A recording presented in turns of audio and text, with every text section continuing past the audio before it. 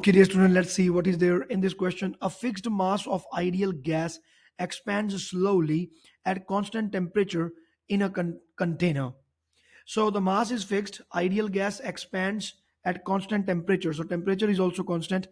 Three statements about the gas molecules during the expansion are: they collide with the walls of the container at a reduced rate. They travel further on average between each collision. Now, their average kinetic energy decreases as the gas expands. Which statement is correct? Okay.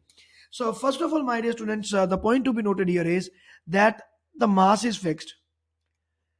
The ideal gas, it expands, it means volume is increasing. So point 2 is absolutely correct, because volume is increasing and mass remains the same, it means number of molecules are the same.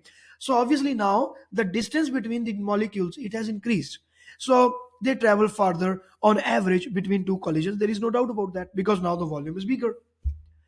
Now their average kinetic energy decreases, so this is wrong. 3 is wrong. Why? Because it is a constant temperature process, isothermal. There is no change in the internal energy, or I can say, because the temperature is constant, there is no change in the kinetic energy. Because from our topic, we know that the average kinetic energy has a formula which is 3 by 2 kBT. So kinetic energy is dependent only on temperature. So if the temperature is not changing, kinetic energy cannot change. So 3 is wrong. So if 3 is wrong, 3 is wrong, 3 is wrong, clearly the answer will be A. But let us go for the first also. They collide with the walls of a container at a reduced rate. Now this is actually the microscopic version of pressure. How do we define pressure at microscopic level? So we say that the pressure is because of the collisions of the molecules with the wall.